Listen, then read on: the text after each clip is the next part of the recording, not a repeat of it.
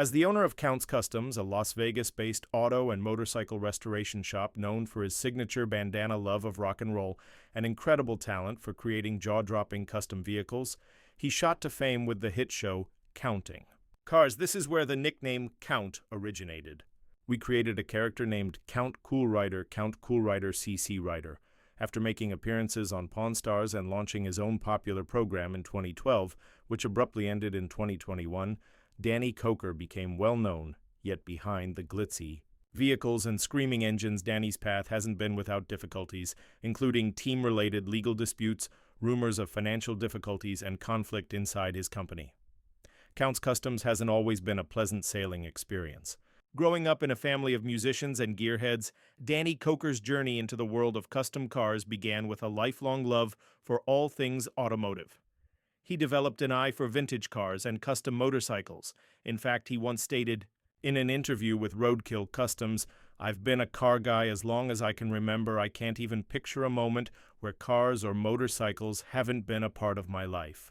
In the late 1990s, Danny turned his passion into a business by starting Count's Customs in Las Vegas.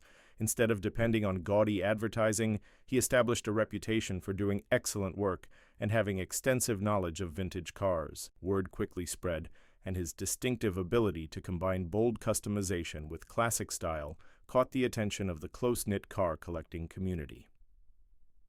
Danny's big break didn't come from counting cars directly. Rather, his rise started with guest appearances on Pawn Stars, where his knowledge of cars and motorcycles gave the show a new angle. Producers saw Danny's potential and soon realized that his larger-than-life personality and talent could carry his own spin-off series, and so Counting Cars was born in 2012 as a showcase for both Dye's vehicles and the daily operations of Count's Customs. The show quickly became popular, attracting viewers with its unique blend of behind-the-scenes restoration projects, personal stories from Danny's team, and the occasional dose of drama. However, what made Counting Cars stand out wasn't just the transformations or the ostentatious cars. It was the unvarnished look at Danny's passion and creative process. Few viewers were aware that Danny wasn't solely concerned with making money. In an interview with the Las Vegas Sun, he mentioned that he frequently undercharged clients or took on projects just because he was passionate about the automobile. "I'm not just here to make money. I love doing this. If I don't love a car, I won't touch it. It must mean something." This strategy may have garnered respect among car enthusiast circles, but it also hinted at some of the business issues that would eventually surface. By the time Counting Cars really took off, Count's Customs was not just a local name but a global brand, and while the exposure brought in a ton of new customers and interest, it also exposed Danny's life and business to growing public scrutiny, which would eventually lead to bigger challenges for the shop and for Danny himself. As Counting Cars gained popularity, the public spotlight on Count's Customs exposed cracks beneath the surface, and in 2015, former employee Joseph Frontier became the subject of a legal battle after the company accused him of embezzling funds. According to public records shared by TMZ, allegedly, Frontier had paid for personal expenses using corporate funds, such as airline tickets and a Range Rover. Although Danny Koker was not directly involved in the lawsuit, it brought attention to problems with internal oversight at Count's Customs for a shop managing high V-value restorations and balancing the demands of a global audience. The lawsuit claimed that the financial misconduct totaled over tens of thousands of dollars, causing a significant setback for the business. Although Danny kept public comments about these controversies to a minimum, the incident raised questions about how such a misuse of funds had gone unnoticed for so long. In addition to the Frontier lawsuit, there were growing rumors about disputes with certain clients and delayed payments to suppliers. These allegations were reported by outlets like the Las Vegas Review-Journal and painted a picture of a business struggling to manage rapid growth along with the demands of reality television. The legal battles brought a new layer of scrutiny to Count's Customs, making it clear that running a business under the spotlight of fame came with its own set of challenges. As the popularity of Counting Cars soared, the pressure of consistent television production started to take a toll on both the show and the shop's operations, while fans admired the creative builds and unique restorations showcased on screen. Some began to question the authenticity of what they were watching.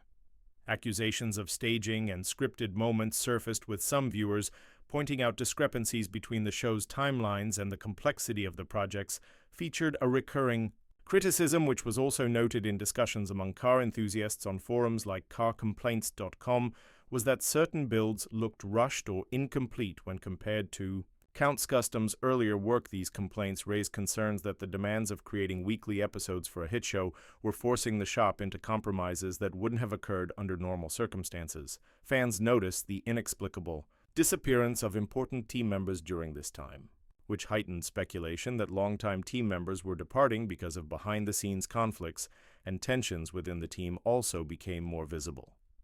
One prominent example was Scott Jones, who oversaw a large portion of the business management for the show's previous seasons before abruptly leaving.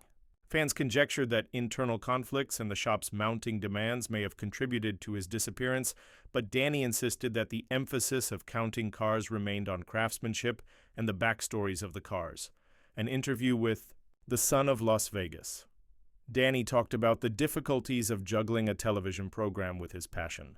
"It's difficult, but I'll always prioritize the cars since, to me, this is my life, not just a show." Nevertheless, some people spotted the shop's improvements and criticized.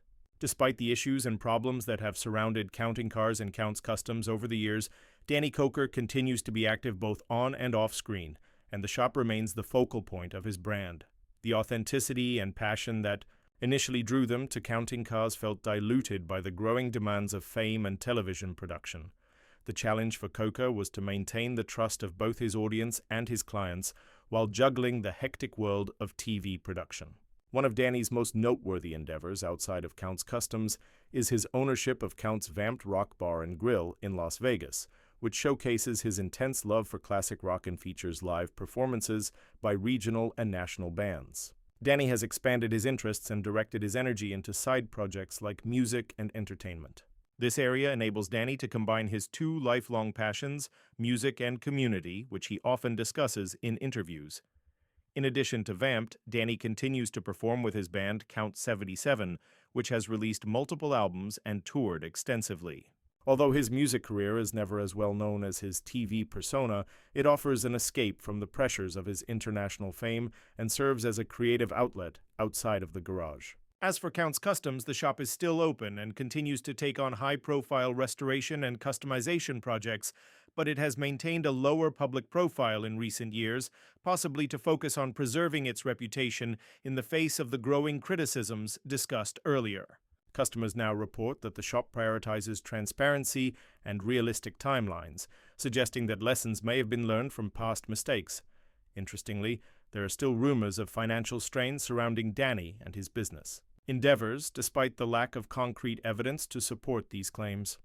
Instead, Danny remains focused on his work, emphasizing in interviews with the Las Vegas Review-Journal that his love for restoring cars has never wavered through the highs and lows of fame.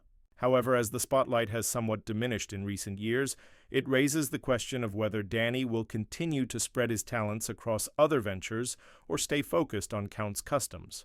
For the time being, Danny seems content juggling his creative outlets, operating his shop, and maintaining his status as one of reality TV's most recognizable automotive personalities.